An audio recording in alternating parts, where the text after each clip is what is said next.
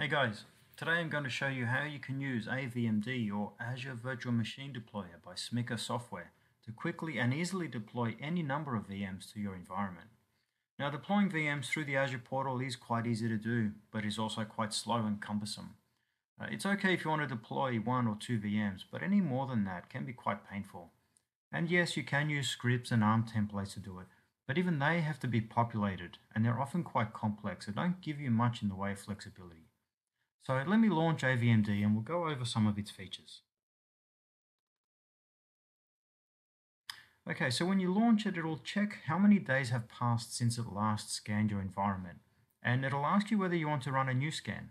You can of course say no, but any new resources like storage accounts or VNets you've deployed since then won't be listed, so it's up to you. Now the scan can take a while depending on how big your environment is, so just be aware of that. But I ran it this morning, so I'm just going to say no. Okay, so here's the main screen. Now you have all the usual options you'd see in the portal, except it's all on one screen, plus a few other options you don't get in the portal. So let's begin, and let's give the server a name. So I'm just going to say test deploy 01. Now specify the Windows OS you want to deploy, so you can choose 2008 R2, 2012 R2 or 2016. I'm just going to choose 2016. Next, move on to the subscription. So I'm going to select the dev subscription to deploy into, and the location or the region you want to use, the resource group you want to deploy into, and the size of the VM. Okay, so you have the list here. You can see the VM size, the amount of cores, memory, maximum disks, and the disk type of that server. So I'm just going to choose, let's just go standard D1 V2. Specify a local admin that you want to use with this server. I'm just going to say local admin 01. Enter in a password. And next you have the option to join this server to a domain. If you have domain controllers in the environment and you want this server to join the domain, just select yes.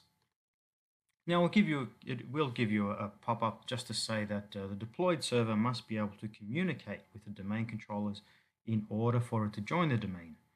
So if this server can't talk to the domain or the domain controllers, the domain join will fail.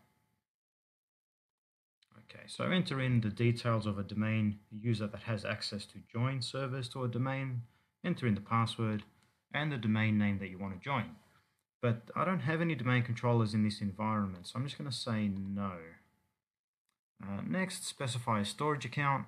Now you can specify your own, or you can use managed storage. I'm just going to say to use managed storage.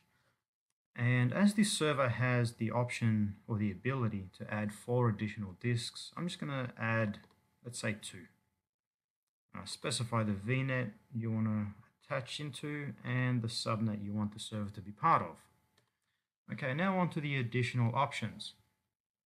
So you can specify to deploy the VM Diagnostics extension during the install, and I'm going to specify that. Enter in the details of the storage account that you want that data, the VM Diagnostics data, to reside in. I'm just going to choose that one. You can also choose the Log Analytics extension, which is the old OMS extension. I'm going to say yes, add that, and attach it to that workspace. Okay, you can of course specify to deploy a basic NSG rule. You can shut down the VM at the end of the deployment, and you can associate a public IP with this server, which I will do. And you can also apply tagging to this server. So during the scan, it'll have a look at all your tags available in your environment, and it'll list them here. So I'm just going to use that tag. Okay. Now all you have to do is add the server to the queue. Okay, so as we specified 2 additional disks as part of this deployment, it's just asking whether you want to specify the sizes of those disks or just use the default 1 terabyte each. I'm actually going to specify some sizes. So I want disk 1 to be 100 gig and disk 2 to be 200 gig. Okay, so the server's been added to the queue now. Now you can repeat this process again, but the beauty is that none of your settings have been lost. If you want an identical server to be deployed, just go back here, give it a new name, add it to the queue, and I'm going to say no this time, and done. And let's just repeat the process again. This time I don't want any of these options. Add to queue. So you can see now we have 3 servers ready to be deployed. All I really have to do now is hit the deploy button. You also have the option to receive an email when the deployment has finished. Now, depending on how many servers you're deploying, let's say you're deploying 10 servers, that could take 30 minutes, 40 minutes, maybe an hour or more. So you can receive an email when the job is done. But I'm just going to leave that blank for now, and let's go ahead and deploy it. Actually, before I deploy it, I just want to show you a couple of other things. You also have the option to right-click and show the details of that deployment. So you can see here all the options that you've selected for that server. You can't change them, but you can see what you've stipulated. You can remove it if you like, but all those settings are there. Okay, let's just go ahead and deploy it, but 1 second before I do that, I just want to show you that these servers don't currently exist, right? So this is my tenant. You can see those 3 test deploy servers don't exist. Okay, deploy. Deploy the queue now, yes. So that'll go off and make a connection to Azure using the credentials that you've specified during the install process. Or if you have an account that you're using which has MFA enabled, you'll actually be prompted to log in during that process. Now this could take a few minutes to make the connection and kick off the deployment process. So I'm just going to pause the video and I'll come back as soon as the creation process begins. Okay guys, I can see here now that our 3 servers have kicked off. So test deploy O1, O2 and O3. So they're in the process of creating. Okay, I'm just going to pause it again and come back when it's done. Okay guys, we're back and you can see we have 3 successful deployments. All ticks, so no issues and no errors. Okay, let's just go into the portal and I can show you these servers running. Okay, so there's test deploy O1, 2 and 3 again, and they're running. Let's just go into O1 and have a look.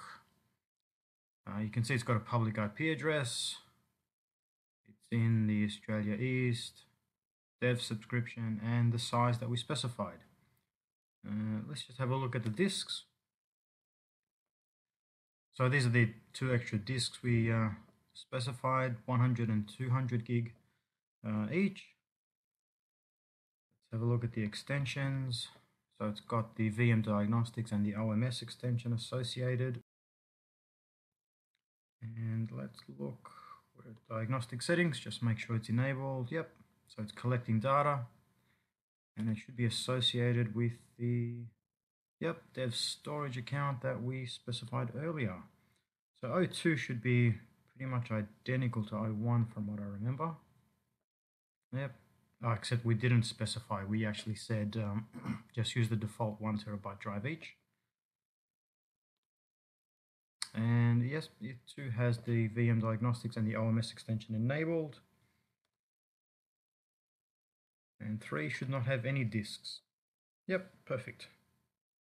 So let's just go into the log analytics and make sure that those 2 servers are associated with the workspace.